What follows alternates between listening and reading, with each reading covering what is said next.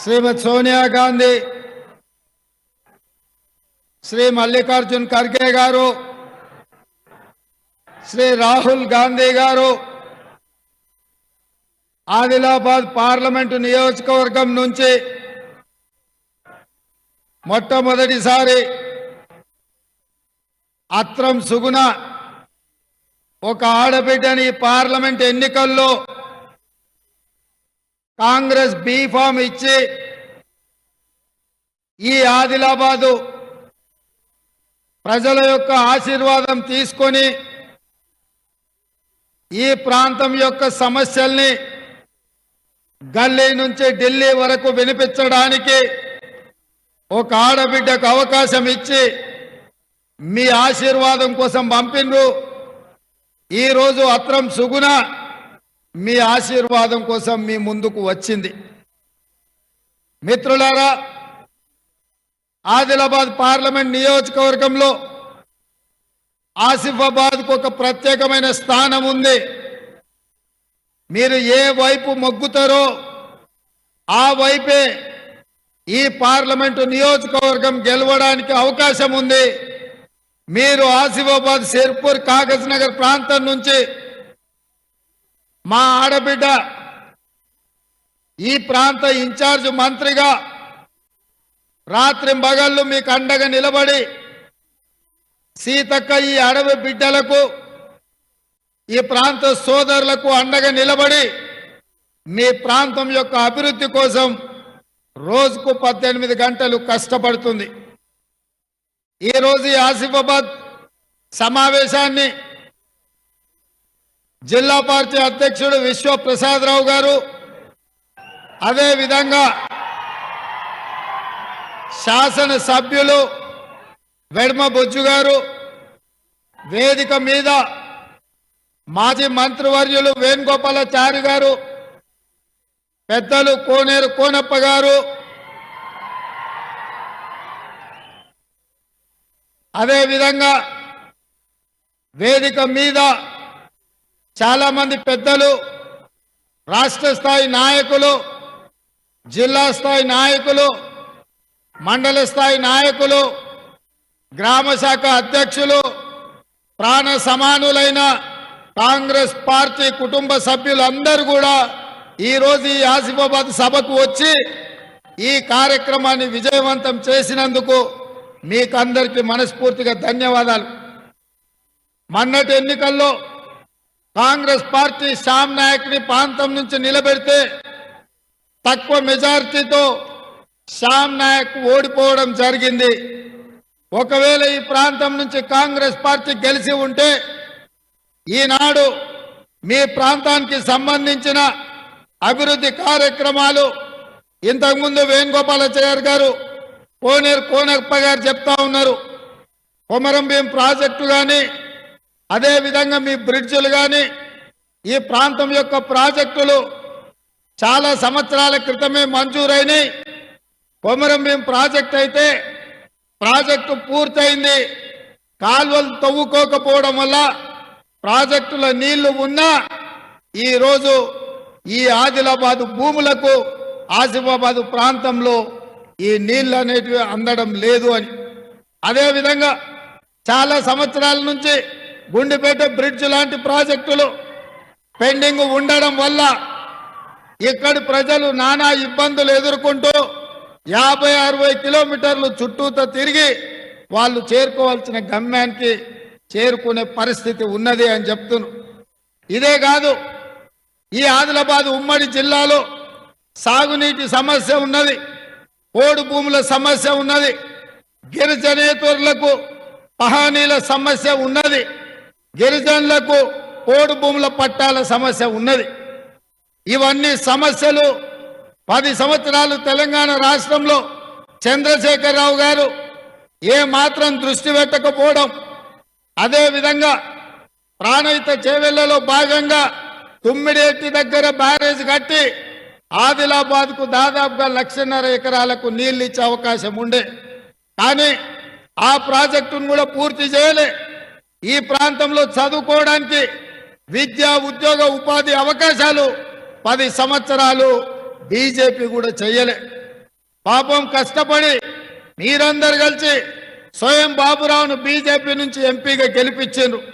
10 సంవత్సరాలు స్వయం బాబురావు ప్రధానమంత్రి, హోంమంత్రి, ఇతర మంత్రుల దగ్గరికి వెళ్ళి మీ ఆదిలాబాద్ అభివృద్ధి కోసం ఎన్నిసార్లు కలిసినా, ఎన్ని విజ్ఞప్తులు చేసినా మీ ప్రాంతానికి ఎలాంటి సహాయము అందించలేదు, మీ ప్రాంతానికి నిధులు ఇవ్వలేదు. అదేవిధంగా గోండులకు మంత్రివర్గంలోనే స్థానం ఇవ్వలే. ఒకవేళ నిజంగానే ఆదివాసీల పట్ల, కొమరం భీం పట్ల, రామ్జీ గోండు పట్ల బీజేపీ నాయకులు గౌరవమే ఉంటే ఆనాడు జల్ జమీన్ జంగల్ పేరు మీద ఈ ఆదివాసీ బిడ్డల కోసం వీరోచితంగా పోరాటం చేసి నిజాంలకు వ్యతిరేకంగా తుపాకీ ఎక్కుపెట్టి పోరాటం చేసిన కొమరం భీం స్ఫూర్తిగా తెల్లదొరలు బ్రిటిషర్స్ ను తరిమిన రామ్జీ గోండు 1000 ఉర్ల మర్రి సాక్షిగా ఆదివాసీ బిడ్డలు ఈ అడవుల నుంచి పెత్తందారి వాళ్ళపై పోరాటాలు చేశారు. మరి గోండులు ఆదివాసీల ప్రాంతంలో మా లంబాడ సోదరులు హక్కుల కోసం కొట్లాడుతుంటే రాష్ట్రంలో బీఆర్ఎస్ కానీ కేంద్రంలో బీజేపీ కానీ మీ సమస్యల్ని పరిష్కరించే ప్రయత్నం చేయలే. చివరికి రోజు అవమానించే విధంగా స్వయం బాబురావుకు ఇవాళ టికెట్ కూడా ఇవ్వకుండా స్వయం బాబురావును అవమానించింది. ఇవాళ గూడెం నగేష్కి ఇచ్చిండ్రు. ఎవరయ్యా?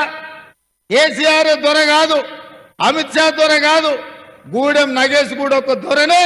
11 అయితే గాని కిందికి దిగడు. పేదవాళ్ళు ఆదివాసీలు పోయి చేయి కలిపితే ఎంబడే చేతి దస్తి పెట్టి తూడ్చుకుంటాడు. ఇవాళ మీరు ఆలోచన చేయండి. పత్రం చక్కు గురించి ఇంకా నేను ఎక్కువ చెప్పాల్సిన పని లేదు. ఈ ప్రాంతం నుంచే కాంగ్రెస్ పార్టీ కార్యకర్తలు కష్టపడి గెలిపిస్తే ఎక్కడికి పోయిండో, ఏమి జరిగిందో మొన్నటి శాసనసభ ఎన్నికల్లోనే మీరందరూ చూసిండ్రు. కాబట్టి ఇవాళ జరుగుతున్న పరిణామాలు నేను ఒక్కటే మాట ఆదిలాబాద్ జిల్లా ఆడబిడ్డలకు చెప్పదలుచుకున్నా. ఇది 18వ పార్లమెంట్ ఎన్నికలు. 17 సార్లు ఇక్కడ ఎన్నికలు జరిగితే ఏ ఒక్కసారి ఏ పార్టీ ఆదిలాబాద్ పార్లమెంటు ఆడబిడ్డలకు టికెట్ ఇవ్వలే. మొదటిసారి శ్రీమతి సోనియా గాంధీ గారు మా సీతక్క రిక్వెస్ట్ మేరకు ఇవాళ అత్రం సుగుణ అనే ఆడబిడ్డకు మొట్టమొదటిసారి కాంగ్రెస్ పార్టీ పార్లమెంటులో ఒక ఆడబిడ్డకు అవకాశం ఇచ్చింది. మరి ఇక్కడ వేలాది మంది మా ఆడబిడ్డలు వచ్చిండ్రు అత్రం సుగుణని ఆశీర్వదించడానికి. మీరు ఆలోచన చేయండి. మీ తరఫున సీతక్క ఉంది, మీ తరఫున అత్రం సుగుణ నిలబడ్డది. మీ కష్టాలు తెలుసు. ఒక టీచర్గా పిల్లల మనస్తత్వం ఎట్లా తెలుసో, పిల్లలు బడికి వస్తే చదువుకుంటారా చదువుకోరా ఎట్లా గుర్తుపడతారో అట్లనే ఆదిలాబాదు ప్రాంతంలో సమస్యల పట్ల అవగాహన ఉంది. ఈ సమస్యల్ని పరిష్కరించాలని కొట్లాడింది. ఇవాళ అత్రం సుగుణకు ఆమె దగ్గర నగదు ఉందని ఇవ్వలే, ఆమెకు రాజకీయ వారసత్వం ఉందని ఇవ్వలే. కేవలం చదువుకున్న ఆడబిడ్డ ఆదిలాబాదు సమస్యల పట్ల అవగాహన ఉన్నది, మీ సమస్యల పట్ల కొట్లాడే తెగింపు పోరాటం ఉన్నది, మీ సమస్యల్ని పరిష్కరించే సత్తా ఉన్నది. ఇవాళ మీ తరపున కొట్లాడడానికి అత్రం సుగుణను ఈరోజు కాంగ్రెస్ పార్టీ అభ్యర్థిగా ఇక్కడ నియమించడం జరిగింది. ఇవాళ మీడియా మిత్రులు కూడా ఆలోచన చేయాలి. కాంగ్రెస్ పార్టీ ఒక సామాన్య ప్రభుత్వ ఉద్యోగం చేసుకునే టీచర్కు ఈరోజు కాంగ్రెస్ పార్టీ టికెట్ ఇచ్చింది. ఆనాడు ఖానాపూర్ నుంచి వెడమ బొజ్జుకు టికెట్ ఇచ్చినాం. ఒక ఇందిరమ్మ ఇంట్లో ఉండే యువకుడికి ఈ ప్రాంత ప్రజలకు సేవలు అందిస్తాడని టికెట్ ఇచ్చినాం. మీరు పెద్ద మనసుతోనే వెడమ బొజ్జును ఎమ్మెల్యేగా గెలిపించారు. అందుకే ఇవాళ 24 గంటలు మీకు అందుబాటులో ఉండి ఈ ఆదిలాబాద్ ఆదివాసీల పట్ల, గిరిజనేతరుల పట్ల, వాళ్ళ సమస్యల పరిష్కారం పట్ల కొట్లాడుతున్నాడు. అట్లనే ఇవాళ అత్రం సుగుణను కూడా గెలిపించండి. రోజుకు 18 గంటలు మీకోసం కొట్లాడుతుంది, మీ సమస్యల పరిష్కారం కోసం నిలబడుతుంది. ఆనాడు కొమరం భీం రామ్జీ గోండు నుంచి మొదలు పెడితే ఈనాడు ఆదివాసీల వరకు ఈ సమస్యల పట్ల కొట్లాడే చిత్తశుద్ధి ఉన్నది. ఇక నా గురించి మీకు తెలుసు. నేను పిసిసి అధ్యక్షుడు అయిన తర్వాత మొట్టమొదటి కార్యక్రమం ఖానాపూర్లో ఉన్న ఇంద్రవెల్లి నుంచే మొదలు పెట్టిన. నేను ముఖ్యమంత్రి అయిన ఎంబడే మొదటి సంతకం ఇంద్రవెల్లి అమరవీరుల స్తూపాన్ని పర్యాటక కేంద్రంగా స్థలం కేటాయించి కోట్ల రూపాయలు కేటాయించి అభివృద్ధికి నిధులు ఇచ్చిన. ఆనాడు 1981లో పోలీసు కాల్పుల్లో మరణించిన ఇంద్రవెల్లి అమరులకు వాళ్ళందరికీ ఇండ్ల పట్టాలు ఇచ్చినాం. ఇండ్లు కట్టుకోవడానికి 5 లక్షల రూపాయలు ఒక్కొక్క కుటుంబానికి ఇచ్చినాం. నాకు ఈ ఆదిలాబాద్ అంటేనే ఒక ప్రత్యేకమైన అభిమానం. అందుకే ఈ ఆదిలాబాద్ జిల్లాకు యూనివర్సిటీ ఇస్తా అని చెప్పిన. ఇప్పుడే మా విశ్వప్రసాదరావు గారు చెప్తున్నారు, ఇక్కడ ఒక పాలిటెక్నిక్ కావాలి, ఇక్కడ ఒక డిగ్రీ కాలేజ్ కావాలి. ఈ ప్రాంతం అభివృద్ధి చెందాలి అంటే విద్యా అవకాశాలు ఉండాలి అని. తప్పకుండా మీ బ్రిడ్జులు కానీ, మీ ప్రాజెక్టులు కానీ, మీ విద్యాలయాలు కానీ, మీ కాలేజీలు కానీ రావాలి అంటే ఇవాళ అధికారంలో ఉన్నది కాంగ్రెస్ పార్టీ. మీరు ఎన్నుకుంటే వచ్చిన పార్టీ. ఇది పేదల ప్రభుత్వం, ప్రజా ప్రభుత్వం. తప్పకుండా మీ సమస్యల్ని పరిష్కరించే బాధ్యత కాంగ్రెస్ పార్టీ తీసుకుంటుంది అని చెప్పి మీకు నేను మాట ఇస్తున్నా. మరి మిత్రులారా, ఇవాళ మీ ప్రాంతంలో సిసిఐ ఉన్నది, సిమెంట్ ఫ్యాక్టరీ మూత పడ్డది. 10 ఏళ్ళు కేసీఆర్ పట్టించుకోలే, నరేంద్ర మోడీ ఆ పరిశ్రమ తెరవలే. ఇవాళ ఈ ప్రాంతంలో అపారమైన సున్నపు గనులు ఉన్నాయి. ఈ ప్రాంతంలో సిమెంట్ పరిశ్రమ వస్తే ఈ ప్రాంత అభివృద్ధికి, చాలా మందికి ఉపాధికి, ఇవాళ ఉద్యోగాలకు అవకాశం ఉంటుంది. కాబట్టి ఇవాళ ఏ పార్టీ కూడా మీకేమి చేయలే. 10 సంవత్సరాలు కేంద్రంలో నరేంద్ర మోడీ అధికారంలో ఉన్నాడు, 10 సంవత్సరాలు రాష్ట్రంలో చంద్రశేఖరరావు అధికారంలో ఉన్నాడు. కానీ మన ఆదిలాబాద్కు చేసింది ఏమీ లేదు. కానీ అదే కాంగ్రెస్ పార్టీ అధికారంలోకి వచ్చిన మొదటి 100 రోజుల్లోనే అభివృద్ధి చేసి 6 గ్యారంటీలలో 5 గ్యారంటీలను అమలు చేసి మాట ఇచ్చిన పార్టీ, మాట తప్పని పార్టీగా ఇవాళ కాంగ్రెస్ పార్టీ మీ ముందు నిలబడ్డది. ముఖ్యంగా మిత్రులారా, మా ఆడబిడ్డలకు ఆర్టీసీ బస్సు ఉచిత ప్రయాణం. మా అక్కలీడ మా పెద్దమ్మలు ఉన్నారు.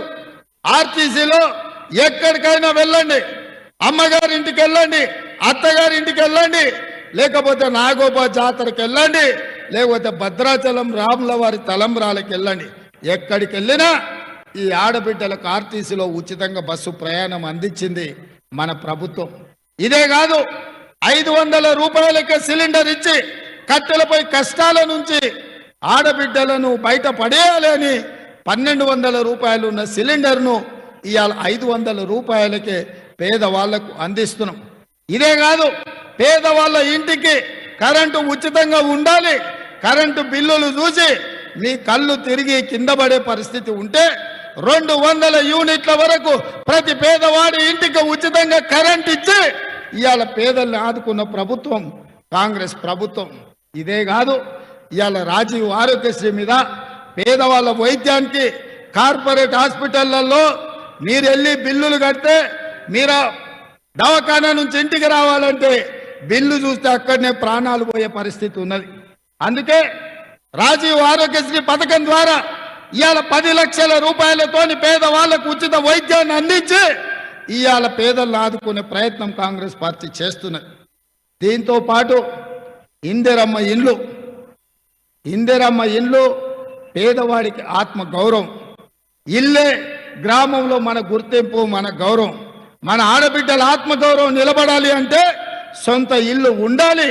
అందుకే ఈ రాష్ట్రంలో 4,50,000 ఇండ్లు 22,500 కోట్ల రూపాయలతోటి పేదవాళ్లకు అందించి ఇందిరమ్మ ఇల్లు ప్రతి పేదవాడికి ఇచ్చే కార్యక్రమాన్ని ఇవాళ కాంగ్రెస్ పార్టీ తీసుకున్నది.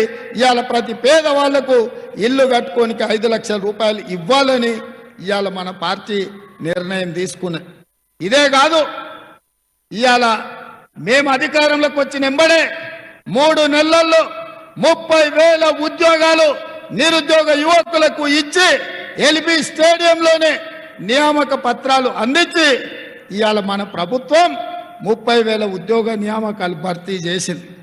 బలహీన వర్గాల కులగణన చేస్తుంది ఇవాళ కాంగ్రెస్ పార్టీ. ఎందుకు బలహీన వర్గాల కులగణన చేస్తుంది? బలహీన వర్గాల కులగణన చేస్తేనే బీసీ రిజర్వేషన్లు పెంచడానికి ఉంటది.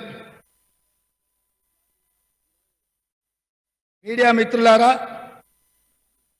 ఈ దేశంలో కుట్ర జరుగుతున్నది. భారతీయ జనతా పార్టీ, రాష్ట్రీయ స్వయం సేవక్ సంఘ్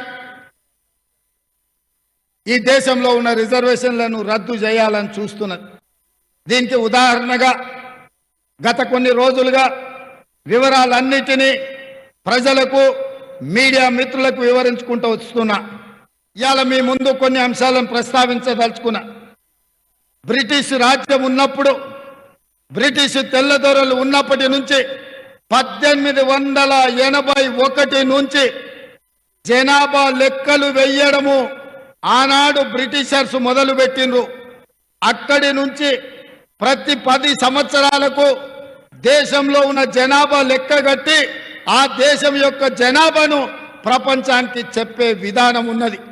1881లో మొదలైన ఈ జనాభా లెక్కలు 2021 వరకు, స్వతంత్రం రాకంటే ముందు, స్వతంత్రం వచ్చిన తర్వాత కూడా దేశంలో ఉండే జనాభాను లెక్క కట్టడం ఒక సాంప్రదాయంగా మారింది. కానీ భారతీయ జనతా పార్టీ అధికారంలోకి వచ్చిన తర్వాత 2021 జనాభా లెక్కించాల్సినప్పుడు 2021లో జనాభాను లెక్క పెట్టలేదు. ఇవాళ మీరు మీడియా మిత్రులు, రాష్ట్ర స్థాయి, జాతీయ స్థాయి పాత్రికేయులు మీరు ఆలోచన చేయండి. 1981 నుంచి ప్రతి 10 సంవత్సరాలకు ఈ దేశంలో ఉండే జనాభాను లెక్కగట్టి ఎస్సీలు, ఎస్టీలు, మిగతా సామాజిక వర్గాల జనాభా లెక్కిస్తుంటే నరేంద్ర మోడీ ప్రధానమంత్రిగా, అమిత్ షా గారు కేంద్ర హోంశాఖ మంత్రిగా బాధ్యతలు చేపట్టిన తర్వాత 2021లో జనాభా లెక్కించకుండా కుట్ర చేసిండ్రు. దానికి కారణం దేశమంతా కాంగ్రెస్ పార్టీ జనాభాతో పాటు బలహీన వర్గాల కులగణన కూడా చెయ్యాలి అని చెప్పిండ్రు. జనాభా లెక్కలు ఒక్కటే సరిపోదు, బలహీన వర్గాల కులాల వారిగా జనాభాను కులగణన చెయ్యాలనే డిమాండ్ వచ్చింది. ఒకవేళ ఈ కులగణన చేస్తే ఆనాడు కాంగ్రెస్ పార్టీ అమలు చేసిన 27% బలహీన వర్గాల రిజర్వేషన్లు 50% దాటి జనాభా ఉన్న వాళ్లకు రిజర్వేషన్లు పెంచాల్సిన తప్పని పరిస్థితి వస్తుండే. అదే విధంగా ఎస్సీ, ఎస్టీ జనాభా దామాస ప్రకారం రిజర్వేషన్లు పెంచే పరిస్థితి వస్తుండే.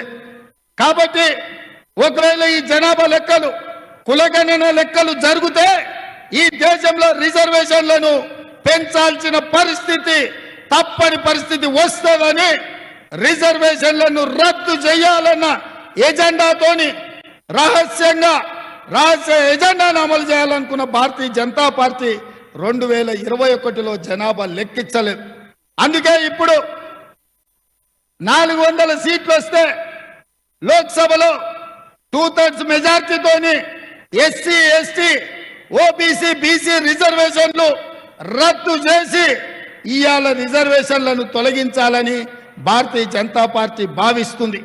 అదే విధంగా 15 రాష్ట్రాలలో ప్రభుత్వాలు ఉంటే ఆ 15 రాష్ట్రాలలో కూడా ఆమోదిస్తే రిజర్వేషన్లు రద్దు చేయొచ్చు. అందుకే 8 రాష్ట్రాలలో కాంగ్రెస్ కూటమితో ఉన్న ప్రభుత్వాలను పడగొట్టి వాళ్ళు అన్యాయంగా బీజేపీ ప్రభుత్వాలను తెచ్చుకున్నారు. ఈ అరాచకాలన్నీ, ఈ దుర్మార్గాలన్నీ రిజర్వేషన్లను రద్దు చేయడానికే. ఒక పక్కన రాహుల్ గాంధీ గారు దేశ జనాభాను లెక్కించడమే కాదు, బలహీన వర్గాల కులగణన చేసి రిజర్వేషన్లు పెంచుతామని కాంగ్రెస్ పార్టీ చెప్తుంటే, రిజర్వేషన్లను కాపాడి దళితులకు, గిరిజనులతో పాటు బలహీన వర్గాలకు కూడా దామాష ప్రకారం రిజర్వేషన్లు ఇస్తామని కాంగ్రెస్ పార్టీ చెప్తుంటే రిజర్వేషన్లను రద్దు చేయడానికి ఇవాళ బీజేపీ కుట్ర చేస్తుంది. కుట్రలో ఒక్కొక్క అడుగు ముందుకేసింది. ఈ ఎన్నికల్లో 400 సీట్లు గెలిస్తే మన రిజర్వేషన్లు రద్దయిపోతాయి. మన ఆదిలాబాద్లో మీరేసే ప్రతి ఓటు బీజేపీకి, మీరు బీజేపీకి ఓటేసిందంటే బీజేపీ మీ రిజర్వేషన్ల మీద పోటు పొడవబోతుంది. ఇప్పుడు ఆదిలాబాద్ ప్రజలు మీరు ఆలోచన చేయండి. మీరేసే ఓట్లు తీసుకొని సీట్లు గెలిచి మీకు ఇస్తున్న ఎస్సీ ఎస్టీ ఓబీసీ రిజర్వేషన్లను రద్దు చేయడానికి బీజేపీ సన్నద్ధమవుతుంది. మరి ఇవాళ మీ ఓట్లు వేసి మీ రిజర్వేషన్లు రద్దు చేయించుకుంటారా, లేకపోతే మీ రిజర్వేషన్లు రద్దు చేయాలన్న బీజేపీ ప్రభుత్వాన్ని మీరే రద్దు చేస్తారా? మీ చేతిలో ఉన్నది. అందుకే మిత్రులారా, నేను స్పష్టంగా లోతుగా విశ్లేషించమంటున్నా. తెలంగాణ సమాజాన్ని ఆలోచన చేయమంటున్నా. తెలంగాణలో 90% బడుగు బలైన దళిత గిరిజన మైనారిటీ వర్గాలే ఇవాళ ఈ రాష్ట్రంలో ఉన్నాయి. వాళ్ళ అభ్యున్నతి కోసం పాటుపడుతున్న డాక్టర్ బాబాసాహెబ్ అంబేద్కర్ రచించిన రాజ్యాంగాన్ని సమూలంగా మార్పు చేసి రిజర్వేషన్లను రద్దు చేయాలన్న కుట్ర ఈరోజు భారతీయ జనతా పార్టీ చేస్తుంది. నేను ఈ అంశాలను గత 10 రోజుల నుంచి మాట్లాడుతుంటే నా మీద ఢిల్లీ పోలీసులతోని అమిత్ షా గారు కేసు పెట్టించారు.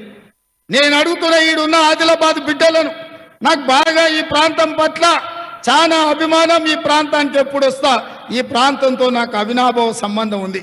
10 సంవత్సరాలు ఈ చంద్రశేఖర్ రావు దాదాపుగా 200 కేసులు పెట్టిండు. చెంచల్గూడ చెర్లపల్లి జైలుకు పంపించిండు. మిత్రులారా, ఎన్నడైనా భయపడ్డానా? ఎప్పుడైనా భయపడ్డామా? కాంగ్రెస్ పార్టీ కార్యకర్తలు భయపడతారా? బీఆర్ఎస్ ప్రభుత్వం కార్యకర్తల మీద అక్రమ కేసులు పెట్టి ఆస్తులు విధ్వంసం చేసి కాంగ్రెస్ పార్టీ కార్యకర్తలను హత్య చేసినా మన కార్యకర్తలు భుజాలు కాయలు కాసేలాగా తమ రక్తాన్ని దారబోసి ఈ జెండాను మోసిండ్రు, కాంగ్రెస్ పార్టీని గెలిపించారు. మరి ఇప్పుడు నేను అడుగుతున్నా, మీరేమంతన్నా ఢిల్లీలో నరేంద్ర మోడీ పెట్టే కేసులకు భయపడతాడా? బెదిరించగలరా? మీరు అండగా నిలబడితే ఢిల్లీ సుల్తానులైనా ఎదిరించే శక్తి మీ రేవంత్ అన్నకు ఉన్నదన్న సంగతి మీకు తెలుసు కదా. ఈ ఆదిలాబాద్ బిడ్డల పౌరుషం నాకు కొంచెం ఇస్తే కొమర భీం రామ్జీ గోండులాగా ఆనాడు తెల్లదొరల నుంచి నిజాం నవాబుల వరకు ఎట్లయితే తరిమిన్రో అదే విధంగా ఇవాళ ఢిల్లీ సుల్తాన్లు మన తెలంగాణ మీద దాడి చేయాలనుకుంటున్నారు, మనల్ని నిర్బంధించాలనుకుంటున్నారు. ఈ ఆటలు సాగవు. బీజేపీ చేసే ఈ కుట్ర రాజకీయాలను తప్పకుండా ఆదిలాబాద్ అండగా నిలబడితే తిరగబడి కొడతానని చెప్పి మీ అందరి తరఫున నేను మాట ఇస్తున్న మిత్రులారా. అందుకే మిత్రులారా, మనకు రిజర్వేషన్లు ఉండాలి, ఆదివాసీలకు పోడు భూముల పట్టాలు రావాలి, ఆదివాసేతరులకు పహానీలు నకలు ఇవ్వాలి అంటే అత్రం సుగుణ గెలవాలి, కొమరం భీము ప్రాజెక్టు కట్టాలి, గుండెపల్లి బ్రిడ్జ్ పూర్తి అవ్వాలి అంటే అత్రం సుగుణ గెలవాలి. ఇవాళ భారతీయ జనతా పార్టీ అది తీసుకొచ్చాం. ఒకటి అక్కడి ఒకటి ఆమెకి ఒకటి తీసుకో పట్టుకుందాం. భారతీయ జనతా పార్టీని మనం ఏమడిగినవా అంటే బయ్యారం ఉక్కు కర్మాగారం అడిగినాం. కానీ నరేంద్ర మోడీ గాడిద గుడ్డిచ్చిండు మనకు. కాజీపేట రైల్వే కోచ్ ఫ్యాక్టరీ కావాలని తెలంగాణ అడిగితే అమిత్ షా గాడిద గుడ్డిచ్చిండు. ఇవాళ ఐటీఐఆర్ కారిడార్ మనం అడిగితే బీజేపీ వాళ్ళు తెలంగాణకు గాడిద గుడ్డిచ్చిండ్రు. అదే విధంగా ఐఐటి మనం అడిగితే బీజేపీ గాడిద గుడ్డిచ్చింది.